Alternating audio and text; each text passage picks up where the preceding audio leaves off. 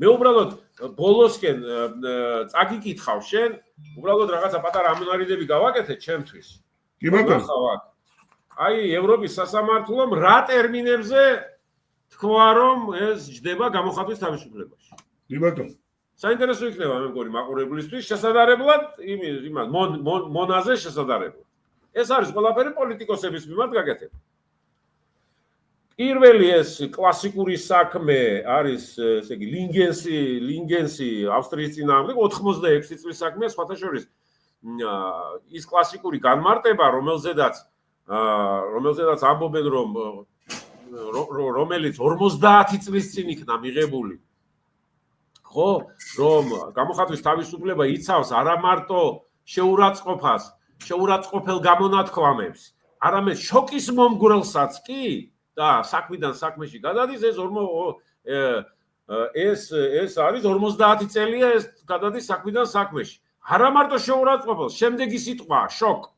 შოკის მომგვრელი ხო და შემდეგი ასეთ კლასიკური საქმეა ლინგენსი ახლა რა უთხრეს იქ ბრუნო კრაისკის ფედერალურ კანცლერს უღირსი ამორალური დაბალი ხარისხის ოპორტუნისტი შემდეგ აბატონო კიდევ აგერ ობერშლიკის საქმე ასევე კლასიკური ესა 86 წლის საქმეა 86 წლის იდიოტი რომელიც დაიცვა ევროპულმა კონვენცია შემდეგ აქ ეს არის ვისი ტომა ლუქსემბურგის წინააღმდეგ კორუმპირებული სიტყვა დაცულია ევროპული კონვენციით ჩემო ბატონო ესა ძალიან საინტერესო ბონი ხორვატიის წინააღმდეგა ასეთი 2021 წლის საქმე ნამდვილი ტარაკანი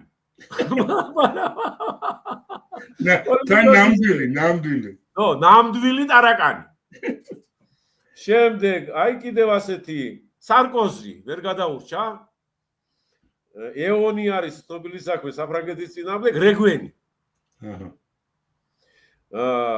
შემდეგ ვერ გადაურჩა სხვათა შორის ერდოგანიც მას უწოდეს ბუშის ძაღლი ანუ დაახლოებით იგივე შინაარსია რას რუსეთის მონა ახლა უწოდეს იმას რა ქვია იმათ ხო ბუში ისა რა ქვია და კიდე ერთია ერთ პოლიტიკოსის მიმართ ესეთი ერთი ავსტრიული საქმე ფარული ნაცისტი აი ეს შეადარეს მონა აი ამ ტერმინს განსაკუთრებით იმას შავტარაკანს ეს არის ევროპული სტანდარტი რომელზეც ის ამბობენ რომ რაღაცა კაცო შემოგვიგზავნესო იქ ამერიკიდანო და რაღაცა სხვანაირი კანონი მივიღოთ ამას რა შეუბნებიან დაცო ამას რა შეუბნებიან ეს ხო ყველაფერი შავი თეთრზე წერია და ეს გადაწყვეტილებები ყველაფერი არის მიღებული აი ეს პირველი კლასიკური საქმეები რაც არის ხო მიღებული არის გასულ საუკუნეში რა ფაქტიურად კონვენციის მამებმა მიიღეს რა